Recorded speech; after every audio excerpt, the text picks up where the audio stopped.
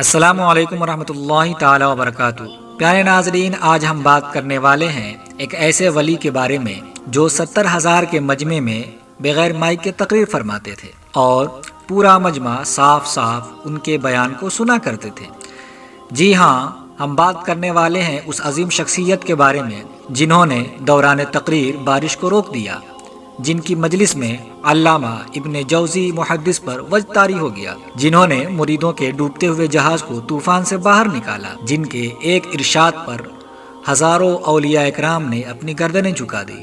پیارے ناظرین، ہم بات کر رہے ہیں سید الاولیاء، امام الاولیاء، سلطان الاولیاء، امام شریعت و طریقت، قطب الاقطاب، محی الدین، غوث الورا، سرکار بغداد، محبوب سبحانی، قطب ربانی، غوث سمدانی، شہباز لامکانی، سردار الاولیاء، حضور سیدنا غوث العظم رحمۃ اللہ تعالی علیہ، جن کا نام نامی عبد القادر ہے۔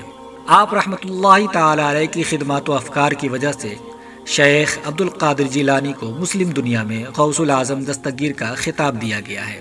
آپ رحمۃ اللہ تعالی علیہ کا شمار نامور اولیاء اللہ میں ہوتا ہے۔ آپ رحمۃ اللہ تعالی علیہ مادرزاد کامل ولی تھے۔ آپ رحمۃ اللہ تعالی علیہ کا تعلق سادات گھرانے سے ہے۔ آپ رحمۃ اللہ تعالی علیہ حسنی و حسینی سید ہیں۔ آپ رحمۃ اللہ تعالی علیہ کا سلسلہ نسب والد ماجد کی طرف سے حضرت سیدنا امام حسن مجتبی رضی اللہ تعالیٰ عنہ اور والدہ ماجدہ کی طرف سے حضرت سیدنا امام حسین رضی اللہ تعالیٰ عنہ شہید کربلا سے ملتا ہے۔ گویا آپ رحمۃ اللہ تعالیٰ علیہ کے والد ماجد حسنی سادات سے اور والدہ ماجدہ حسینی سادات سے تعلق رکھتے تھے۔ اس طرح آپ رحمۃ اللہ تعالیٰ علیہ نجیب الطرفین ہوئے۔ یوں آپ رحمۃ اللہ تعالیٰ علیہ کا سلسلہ نسب حضرت سیدنا علی مرتضیٰ شیر خدا کرم اللہ تعالیٰ وجہ الکریم سے جا ملتا ہے۔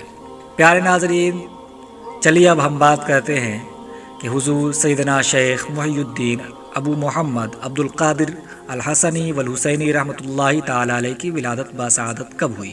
تو حضور شیخ محی الدین عبد القادر جیلانی علیہ رحمۃ و رضوان کی ولادت باسعادت یکم رمضان المبارک چاند رات 470 ہجری کو بغداد شریف کے قریب قصبہ جیلان میں ہوئی۔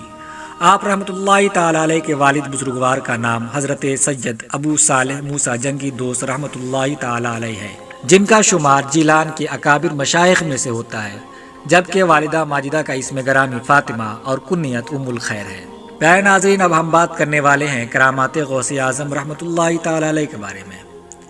مناقب غوثیہ میں حضرت شیخ شہاب الدین رحمۃ اللہ تعالی علیہ سے منقول ہے کہ سرکار بغداد، محبوب سبحانی، غوث سمدانی، شہباز لامکانی، حضور سیدنا غوث العظم رحمۃ اللہ تعالی علیہ کی ولادت کے وقت مختلف کرامتوں کا ظہور ہوا تھا۔ شب ولادت آپ رحمۃ اللہ تعالی علیہ کے والد ماجد سید ابو صالح موسیٰ رحمۃ اللہ تعالی علیہ کو سرکار دو عالم نور مجسم صلی اللہ تعالی علیہ وآلہ وسلم نے خواب میں بشارت دی کہ اے ابو صالح، اللہ تعالی نے تجھے ایک بیٹا عطا فرمایا ہے جو ولی ہے، اور وہ میرا اور اللہ پاک کا محبوب ہے، اور اس کی اولیاء اور اقطاب میں ویسی ہی شان ہوگی جیسی انبیاء و مرسلین میں میری شان ہے۔ حوالہ سیرت غوث الثقلین، صفحہ نمبر 55۔ غوث اعظم رحمۃ اللہ تعالی علیہ درمیان اولیاء، چون محمد صلی اللہ تعالی علیہ وآلہ وسلم درمیان انبیاء۔ حضرت ابو صالح موسیٰ جنگی دوست رحمۃ اللہ تعالی علیہ کو خواب میں شہنشاہ عرب و عجم سرکار نور مجسم صلی اللہ تعالی علیہ وآلہ وسلم نے یہ بشارت دی تھی کہ تمام اولیاء اللہ تمہارے بیٹے کے فرما بردار ہوں گے اور ان کی گردنوں پر ان کا قدم مبارک ہوگا۔ حوالہ سیرت غوث الثقلین، صفحہ نمبر 55، بحوالہ تفریح الخاطر۔ اعلیٰ حضرت فرماتے ہیں کہ جس کی ممبر بنی گردن اولیاء، اس قدم کی کرامت پہ لاکھوں سلام۔ حضرت جنید بغدادی رحمۃ اللہ تعالی علیہ ارشاد فرماتے ہیں کہ مجھے عالم غیب سے معلوم ہوا کہ 5ویں صدی کے بیچ میں سید المرسلین صلی اللہ تعالی علیہ وآلہ وسلم کی اولاد اطہار میں سے ایک قطب عالم ہوگا جن کا لقب محی الدین اور اسم مبارک عبد القادر، اور وہ غوث اعظم ہوگا اور ان کی جیلان میں پیدائش ہوگی۔ ان کو خاتم النبیین، شفیع المذنبین، محبوب رب العالمین صلی اللہ تعالیٰ علیہ وآلہ وسلم کی اولاد اطہار میں سے ائمہ اکرام اور صحابہ اکرام رضوان اللہ تعالیٰ علیہ مجمعین کے علاوہ اولین و آخرین کے ہر ولی اور ولیہ کی گردن پر میرا قدم ہے کہنے کا حکم ہوگا۔ سیرت غوث الثقلین صفحہ نمبر 75۔ جن مشائخ نے آپ رحمۃ اللہ تعالیٰ علیہ کی قطبیت کے مرتبے کی گواہی دی، روضۃ النواظر اور نزہۃ الخواطر میں صاحب کتاب ان مشائخ کا تفصیلی تذکرہ کرتے ہوئے لکھتے ہیں، آپ رحمۃ اللہ تعالیٰ علیہ سے پہلے اللہ پاک کے اولیاء میں سے کوئی بھی آپ رحمۃ اللہ تعالیٰ علیہ کا منکر نہ تھا، بلکہ سب نے آپ رحمۃ اللہ تعالیٰ علیہ کی آمد کی بشارت دی۔ چنانچہ حضرت سیدنا حسن بصری رحمۃ اللہ تعالیٰ علیہ نے اپنے زمانے مبارک سے لے کر حضور غوث اعظم شیخ عبد القادر جیلانی رحمۃ اللہ تعالیٰ علیہ کے زمانے مبارک تک تفصیل سے خبر دی کہ جتنے بھی اللہ پاک کے اولیاء گزرے ہیں سب نے شیخ عبد القادر جیلانی رحمۃ اللہ تعالیٰ علیہ کی خبر دی۔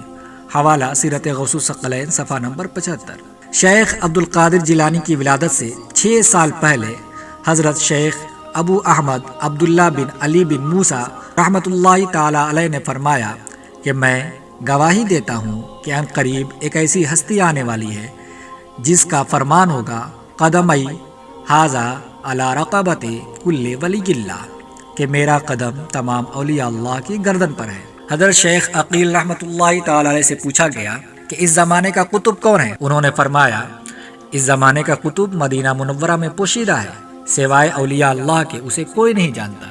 پھر عراق کی طرف اشارہ کر کے فرمایا کہ اس طرف سے ایک عجمی نوجوان ظاہر ہوگا، وہ بغداد میں واز کرے گا، اس کی کرامتوں کو ہر خاص و عام جان لے گا، اور وہ فرمائے گا قدمی ھذا علی رقبۃ کل ولی اللہ، کہ میرا قدم تمام اولیاء اللہ کی گردن پر ہے۔ سیدنا غوث اعظم کے سوانح و حالات رقم کرنے والے تمام مصنفین و تذکرہ نگاروں کا اس بات پر اتفاق ہے کہ شیخ عبد القادر جیلانی علیہ رحمت و رضوان نے ایک مرتبہ بہت بڑی مجلس میں کہ جس میں اپنے دور کے اقطاب و ابدال اور بہت بڑی تعداد میں اولیاء و صلحاء بھی موجود تھے، جبکہ عام لوگوں کی بھی ایک اچھی خاصی ہزاروں میں تعداد موجود تھی، دوران واز اپنی غوثیت کبریٰ کی شان کا اس طرح اظہار فرمایا کہ میرا یہ قدم تمام ولیوں کی گردن پر ہے۔